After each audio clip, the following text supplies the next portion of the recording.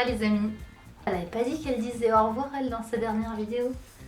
Ouais, mais en fait j'aime trop YouTube, alors je sais pas si je vais réussir vraiment à faire une vraie pause. Enfin, je savais pas pour combien de temps et je sais pas si cette vidéo annonce la fin de la pause ou si elle va continuer, je ne sais pas. Je vais me représenter aussi parce qu'il y a plusieurs personnes, nouvelles personnes qui sont arrivées récemment sur la chaîne.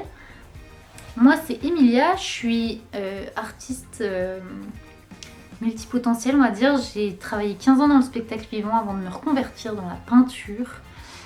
Et à côté de ça, je suis aussi facilitatrice de nouveaux imaginaires. Ça veut dire que je propose des ateliers pour explorer sa sensibilité, sa créativité et les liens qu'on tisse avec le monde dans le but de co-créer un monde plus viable et désirable pour l'ensemble du vivant. Dans ces ateliers, j'apporte pas mal d'outils que j'ai glanés ou développés moi-même pendant les 15 ans où j'ai pu accompagner des artistes à s'épanouir en théâtre, en chant, en danse. Donc il y a beaucoup d'écoute de soi, de l'autre, de création de connexion, de mouvement. Mais je vous en parle un peu plus tard dans la vidéo. Donc bienvenue sur la chaîne si vous êtes nouveau, nouvelle. Re-bienvenue si vous êtes déshabitué, trop cool de vous avoir là, merci d'être là. Je suis dans une bonne énergie aujourd'hui, hein. Je suis hypée, je vous préviens. En tout cas, j'avais l'élan de vous faire une vidéo là ce soir. Bah, pour vous raconter déjà qu'est-ce qui s'est passé pour moi durant cette pause. Qui pour vous n'en est pas une parce que ça change pas grand chose à mon rythme de publication habituel. Mais en fait pour moi ça a changé énormément de choses. Et du coup je vais vous en parler, l'importance de faire des pauses. Et j'ai envie de vous parler aussi de ce que j'ai fait pendant cette pause. Et ouais, voilà, on va voir, on va se laisser surprendre. Ce week-end je suis toute seule chez moi, donc je vous propose qu'on passe ce petit week-end en mode week-end entre potes, à la cool. Et surtout je vous propose un programme incroyable, c'est de m'aider à ranger mon appart. Mais ouais, déjà, je veux revenir sur cette décision qui était complètement spontanée, que j'avais absolument pas prévue, hein, de faire une pause avec YouTube. Même si j'ai pas un rythme de publication qui est important, l'idée de... En fait, YouTube prend beaucoup de place dans ma tête. Et du coup, même quand je me penche sur mes autres projets, j'ai toujours un petit truc dans ma tête qui mouline et qui dit... tu vas faire quoi comme prochaine vidéo? Est-ce que peut-être faudrait que tu filmes? Est-ce que... Et comme en fait, vous le voyez si vous suivez mes vidéos depuis un petit moment, moi j'aime bien filmer de façon spontanée. Je ne scripte pas mes vidéos ou très peu. Il n'y en a que quelques-unes qui étaient scriptées. Mais je filme et c'est à partir de ce que je filme que je me rends compte que j'ai envie de dire ci ou ça et je monte derrière. Et donc voilà, si vous faites vous aussi des vidéos ou si vous avez déjà fait un peu de montage, vous savez que c'est quelque chose qui prend du temps. Et donc non seulement ça me prenait du temps d'esprit, mais ça me prenait aussi du temps de mon temps. Et j'avais besoin de prioriser des trucs. Et donc comme je le disais aussi, j'avais ce sentiment de tourner en rond, j'avais l'impression qu'il fallait que je publie et du coup je savais pas trop quoi vous partager. Donc je filmais un peu des trucs par défaut et ça faisait 6 mois en gros que j'étais pas satisfaite vraiment des vidéos que je sortais et voilà, du coup ça me remplissait encore plus de frustration. Et en fait, donc j'avais même pas encore publié cette dernière vidéo que j'ai faite. En fait, à partir du moment où j'ai dit je fais une pause, je vous dis au revoir pour un temps, déjà avant même de publier la vidéo, j'étais en mode waouh, il y a un truc qui se débloque et j'ai plein d'idées qui surgissent. Et donc, moi, ça fait 1 mois là que j'ai pas du tout tourné, que j'ai pas du coup eu à penser à YouTube. Et en fait, pendant ce mois-ci, j'ai pu me concentrer sur d'autres trucs, mais en même temps, j'avais décidé, je me disais, j'ai trop envie de partager ça sur YouTube, ou j'ai envie de faire ci, ou j'ai envie de faire ça. Enfin, j'ai plein d'idées qui me venaient. Et voilà, donc je vais laisser encore maturer le truc. C'est pour ça que je dis, je poste cette vidéo-là, mais je sais pas quand viendra la prochaine. En fait, j'ai envie de partager ça à toutes les personnes qui ont des projets. Mais quel que soit votre projet, ça peut être un projet pro comme un projet perso, comme un projet de tout n'importe quoi. Un projet, ça peut prendre 100 000 formes. Ça peut être construire sa maison, avoir un bébé, écrire un livre, repeindre ses murs, ranger son appart.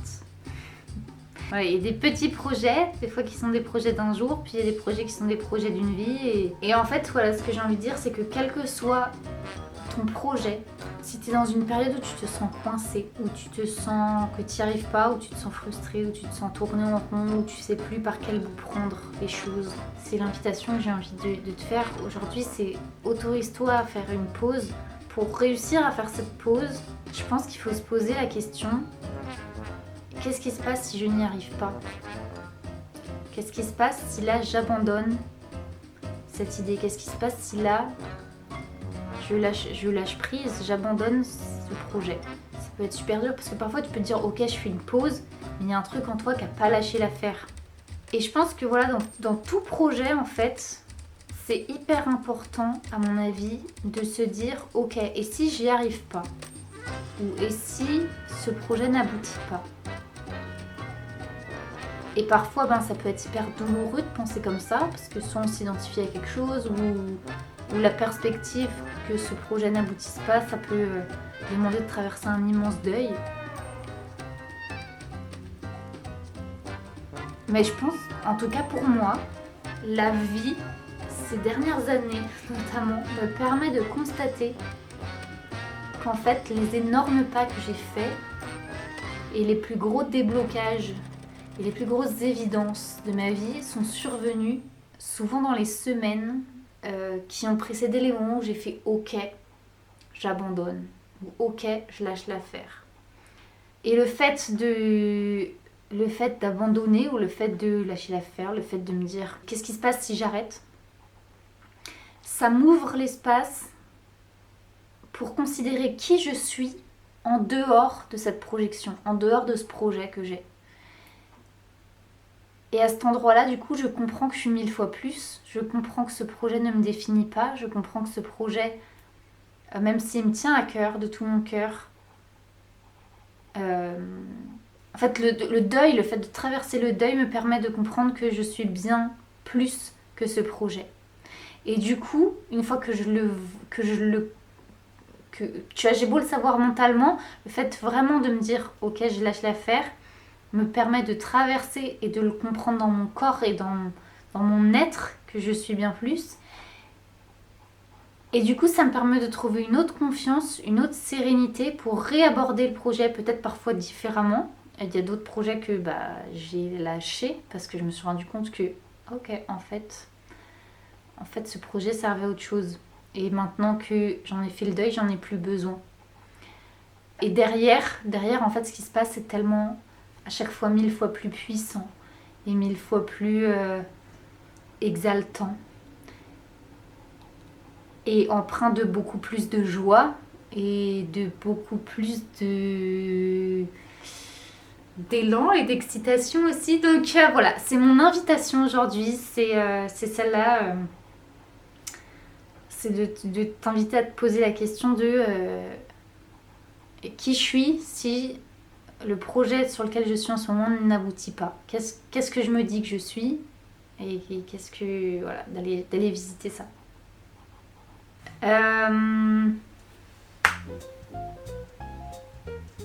Donc, du coup, j'avais envie de vous tenir au courant de ce qui s'est passé pour moi, du coup, ces dernières semaines et vers où je vais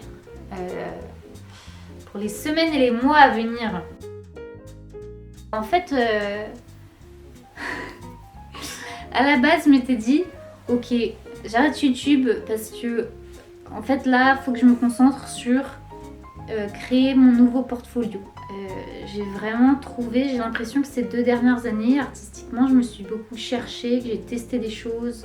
Et la formation de la quête, dont je vous ai parlé dans une des dernières vidéos, là, il n'y a pas si longtemps, que j'ai fait en automne dernier, ça m'a tellement aidé les gars à me remettre les yeux en face des trous quoi.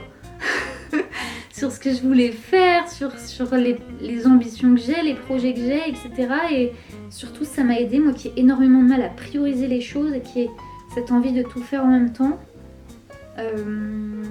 ça m'a vachement aidé à mieux comprendre où je voulais aller et du coup à savoir mettre mes priorités. Et donc je m'étais rendu compte que ok, YouTube c'est hyper important pour moi, mais là tout de suite c'est pas dans mes priorités parce que pourquoi là une de mes priorités ça va être de gagner des sous.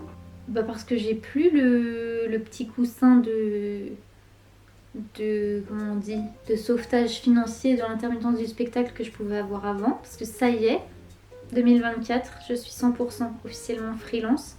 Mais voilà, ma priorité cette année c'est de faire des sous. Et pour l'instant j'ai des missions de mise en scène parce que c'est mon métier de base, qu'avant j'avais avec l'intermittence du spectacle principalement. Il se trouve que les missions que je peux faire en mise en scène de temps en temps, finalement maintenant je préfère les facturer avec mon statut d'artiste-auteur vu que la mise en scène rentre dans le statut artiste-auteur. Et voilà, donc j'ai eu des petites missions comme ça là qui font que j'étais en mode ok janvier, février, financièrement je suis tranquille. Mais bref, je m'étais dit janvier, février, je vais bosser sur mon portfolio. Et voilà, parce que je me rends compte que ce que je dessinais jusqu'à présent, c'est chouette, mais j'évitais d'aller vraiment vers ce qui me plaisait et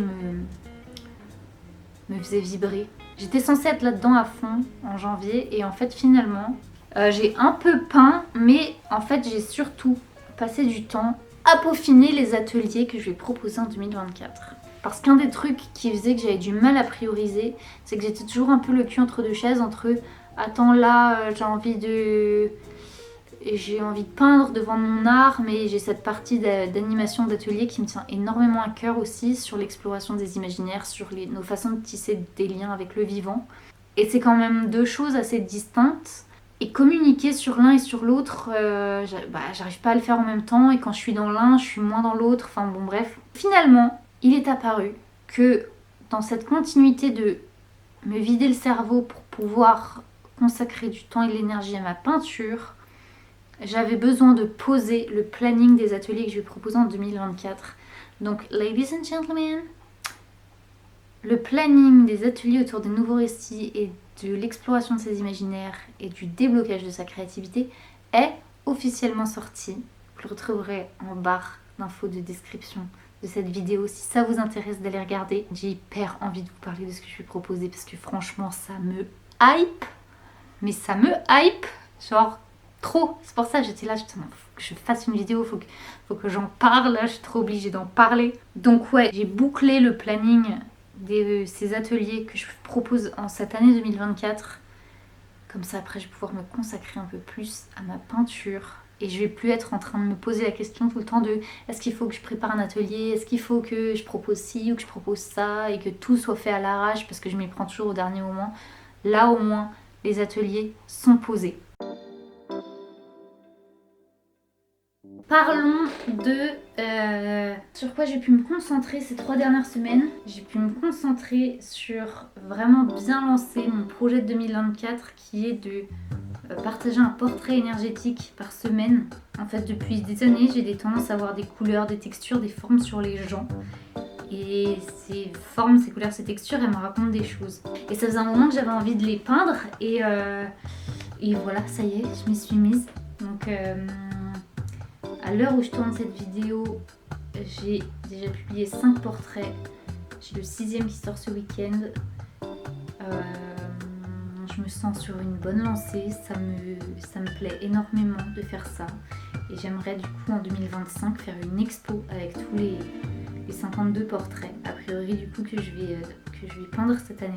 Et donc comme je vous le disais, surtout j'ai pu me concentrer sur boucler mon planning d'atelier histoire de me sortir ça de la tête et de plus avoir à y penser. Je vous en parle un peu, il y a 2 formats d'atelier que je vais proposer. Il y a l'atelier en ligne que j'avais déjà proposé l'année dernière, qui est le Cercle des Nouveaux Récits, où là c'est un atelier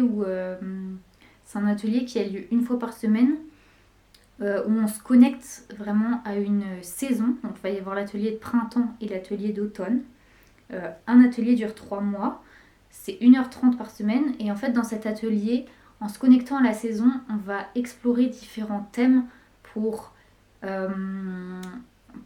se connecter, explorer, comprendre, ressentir comment on se lie à ce thème? C'est quoi les images qui nous viennent? C'est quoi notre expérience avec ce concept? Voilà, et puis moi je vous guide dans tout un tas d'explorations qui peuvent être du mouvement, qui peuvent être des petits exercices de constellation, parfois dans du voyage sonore dans lequel je vais vous emmener, guidée par ma douce voix. On fait souvent le retour que c'est très agréable d'être guidé par ma voix. Merci. Et voilà, donc vous, il y a des images, des choses qui vous apparaissent, qui vous appartiennent totalement. Et cette exploration, elle vous permet en fait déjà d'une part de retrouver de la souveraineté en soi, parce que pour moi la créativité c'est vraiment quelque chose qui est intrinsèque à l'humain. La créativité, c'est juste la capacité à faire des liens entre les choses pour induire un changement de société et aller vers une société plus juste et désirable pour l'ensemble du vivant. Pour moi, l'une des clés, c'est de reprendre sa responsabilité créative en tant qu'individu et renouer à sa créativité et s'autoriser à créer. Parce que s'autoriser à créer, c'est s'autoriser à juste créer un nouveau lien hors de ce qu'on a l'habitude de faire. Et voilà, c'est déjà un premier pas vers un autre paradigme. Donc c'est pour ça que je propose ces ateliers-là. Donc le cercle des nouveaux récits, c'est vraiment à la fois une façon d'aller se reconnecter à la nature, au rythme des saisons, à son propre rythme, à voir comment on vit, nous, individuellement, la saison en cours. Et en même temps, c'est une invitation à faire une sorte un peu d'état des lieux sur chaque thème abordé, sur comment on le perçoit, comment on le vit. Et après, il y a plein de pistes, de propositions, d'exploration, de créativité autour de chaque thème. Chaque thème est assez large et du coup, il y a plein de ramifications de pistes que je vous propose. C'est quasiment impossible de tout faire. Le but, c'est absolument pas de tout faire. Le but, c'est d'aller vers là où votre élan vous emmène, parce que mon but, c'est tout ce que je propose dans les ateliers, ce sont des propositions, absolument rien d'obligatoire. Vous êtes responsable de votre parcours et vous êtes les maîtres à bord en fait. Donc voilà, si c'est quelque chose qui vous intéresse, déjà il y a ces ateliers en ligne. Et ensuite, le plus grand sujet de ma hype, parce que déjà les ateliers en ligne ils me hype, mais alors là le plus grand sujet de ma hype, c'est que je vais enfin proposer des séjours immersifs. Donc où là ça va être de l'exploration pendant tout un week-end, 48 heures ensemble, où on se retrouve immergé dans la nature pour explorer un thème en particulier. Je vais proposer 2 week-ends comme ça, un qui va avoir lieu fin juin et l'autre qui va avoir lieu fin août. Le premier week-end s'appelle Gardien de la Terre. On va explorer nos liens avec le monde végétal. On est toujours sur un but de reconnecter à sa créativité. Et là, on va pouvoir beaucoup plus expérimenter, évidemment, aller plus en profondeur encore que dans les ateliers en ligne. Quoique, les ateliers en ligne, ils ont cette particularité qu'ils sont sur une longue durée, sur 3 mois, donc on a le temps aussi d'aller en profondeur sur des choses. Mais en présentiel, sur un temps condensé de 48 heures, on peut voir beaucoup de choses et traverser beaucoup de choses aussi. Donc, c'est 2 approches complémentaires, différentes, qui ont toutes les deux leurs avantages et leurs points lumineux différents. Donc le premier week-end, Gardien de la Terre, autour du monde végétal. Le deuxième week-end s'intitule Écouter le silence sous le vacarme du monde, où là on va explorer beaucoup plus l'écoute et le rythme. Notre écoute de nous-mêmes, écoute de nos rythmes, et on va préparer doucement l'arrivée de l'automne, comme ce sera fin août. Celui de juin, ce sera vraiment une célébration de l'été. Et là, on va préparer un peu l'automne. Et ensuite, à l'automne, il y aura à nouveau un cycle d'ateliers en ligne de 3 mois sur les nouveaux récits cycle d'automne. Et puis surtout, pour ces week-ends immersifs, j'ai trouvé un lieu, les gars, qui me fait tellement rêver. C'est le lieu que j'aimerais créer, quoi, j'ai l'impression. Les week-ends, ils auront lieu en Bretagne, dans un écolieu artistique, dans lequel il y a une micro-ferme, un jardin-forêt, et dans lequel on dort dans des cabanes. Et ça va être trop bien. J'ai tellement hâte. Si ça vous parle, je vous mets le lien en description. Vous pouvez aller choper les infos, en savoir plus, vous inscrire si ça vous dit. Pour le cercle des nouveaux récits de printemps, là, je propose un atelier en ligne gratuit vendredi 8 mars à 18h30, je crois. Pareil, je vous mets le lien. Si vous voulez vous inscrire, venez, même si derrière vous ne voulez pas vous inscrire à suivre le cycle entier de 3 mois, il n'y a aucun problème. Moi, voilà, c'est gratuit, ça me fait trop plaisir si on est nombreux. Donc si vous avez envie de suivre cet atelier, faites-vous plaisir. C'est open bar. Si vous avez envie de le faire mais que vous n'êtes pas dispo en live le vendredi à 18h30, il y a un replay qui sera dispo pendant 10 jours. Donc n'hésitez pas à vous inscrire. Voilà, j'ai beaucoup parlé. Ça, c'est les ateliers que j'ai à proposer. On va aller explorer nos liens au vivant.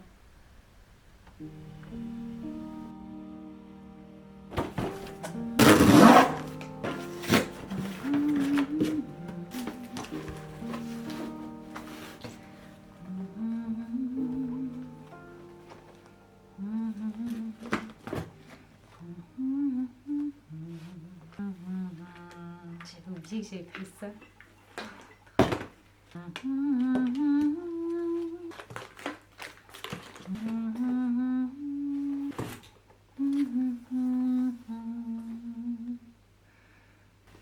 Mais qu'est-ce que c'est, Emilia?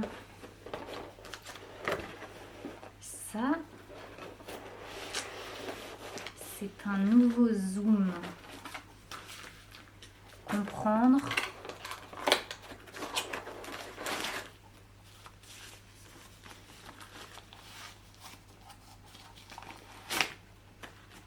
Un enregistreur. Oh, c'est beaucoup plus petit que ça avait l'air celui-là. Un enregistreur, Emilia, mais pourquoi faire? Eh bien, très chers amis, j'ai la joie et l'honneur de vous annoncer que mon podcast va reprendre du service. Alors, il va reprendre du service à l'automne et je vais enregistrer des épisodes ce printemps. Pour celles et ceux qui ne le savent pas, parce que vous avez découvert mon travail plus tard, en 2020-2021, j'avais un podcast. J'en ai fait 26 épisodes, plus des hors-séries. Un podcast qui s'appelle La Cabane des Créateurs, que vous pouvez trouver sur toutes les plateformes d'écoute. La Cabane des Créateurs, le podcast des artistes qui veulent donner du sens à leur art et à la création. J'ai essayé de le continuer quand je faisais mon burn-out, mais du coup c'est devenu hyper chaotique et j'étais un peu perdue, j'arrivais plus trop à le tenir. Donc la deuxième saison a été très chaotique et je ne l'ai jamais terminée. Je l'ai abandonnée lâchement en cours de route. J'avais fait un peu le tour des questions que je me posais et que je trouvais plus trop la flamme du départ. Et là, ça faisait plusieurs mois que ça me taraudait de le reprendre, mais je trouvais pas trop comment, avec quel angle, etc. Puis quelques semaines, c'est devenu beaucoup plus clair. Et donc la cabane des créateurs va devenir la cabane des nouveaux récits. J'avais déjà à la deuxième saison, j'avais un peu l'idée de la renommer comme ça. Mais là, c'est très clair. Ça va devenir la cabane des nouveaux récits, le podcast qui... Alors, c'est pas le pitch officiel, il est encore en réflexion et en construction, mon pitch, mais ça va être quelque chose comme la cabane des nouveaux récits, le podcast qui explore la créativité à travers nos liens et à travers notre sensibilité et nos façons de tisser du lien avec le monde vivant. Quand on parle de nouveaux récits pour aller vers un monde plus soutenable et désirable pour l'ensemble du vivant, comment la créativité peut nous aider à ça et du coup comment on atteint un stade de créativité, comment on atteint un esprit de créativité.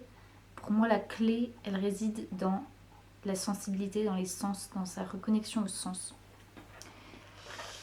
Au sens, dans le sens donner du sens à ce qu'on fait, et aussi dans le sens surtout nos sens, quoi. De se reconnecter à nos sens, à ce qu'on ressent, à ce qu'on goûte, à ce qu'on touche, à ce qu'on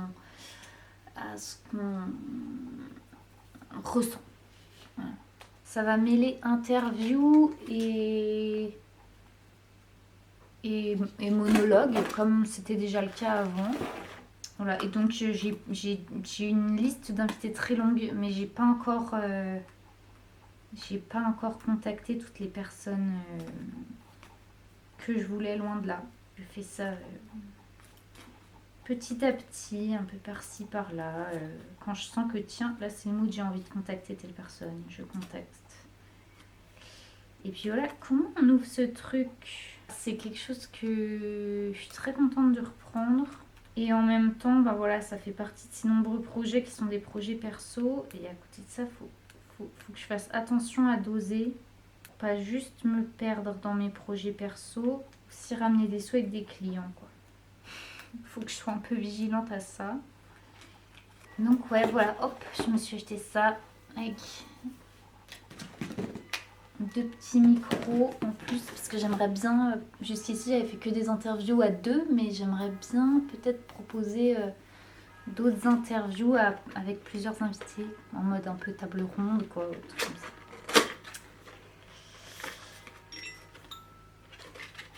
Je me suis acheté un autre truc, je me suis fait plaisir. Ça fait tellement longtemps que je rêve d'avoir ça. Quand j'ai passé ma commande, je me suis dit ok, vas-y, c'est le moment.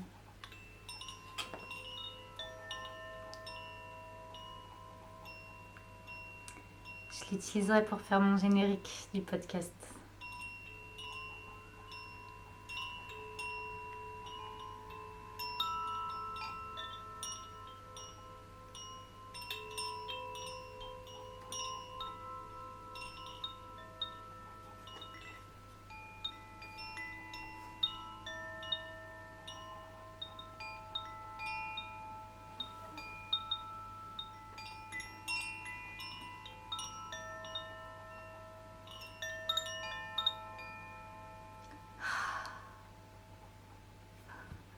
Ça fait trop du bien au cœur, ça fait trop du bien.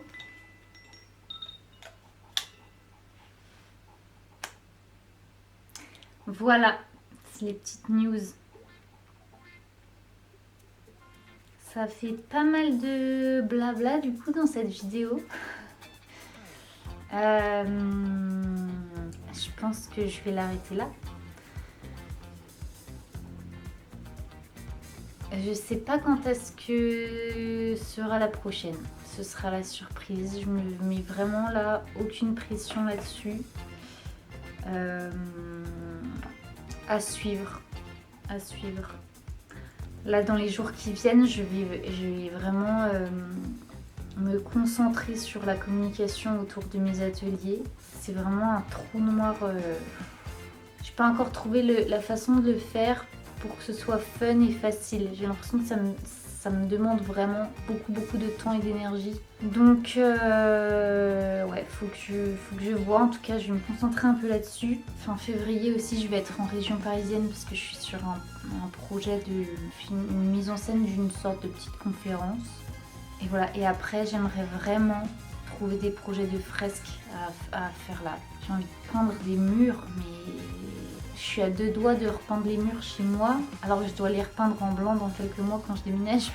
J'ai hyper envie de peindre les murs là, c'est vraiment un truc de ouf. Donc si vous avez des plans, des projets, je suis en train de refaire mon portfolio avec tout un univers un peu chamanique. Voilà, je cherche des plans. Même si vous avez peu de budget, contactez-moi si ça vous parle, appelle, inspire. Je vais vous mettre des petites images du style dans lequel j'aimerais réaliser des fresques. Et voyons ce qu'on peut faire. Ouais, voilà.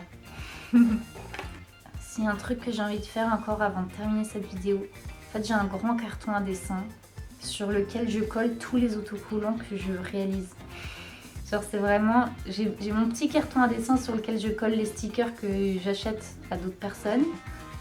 Et j'ai mon énorme carton à dessin dans lequel je stocke un peu mes anciennes choses, sur lequel là je colle tous mes autocollants à moi.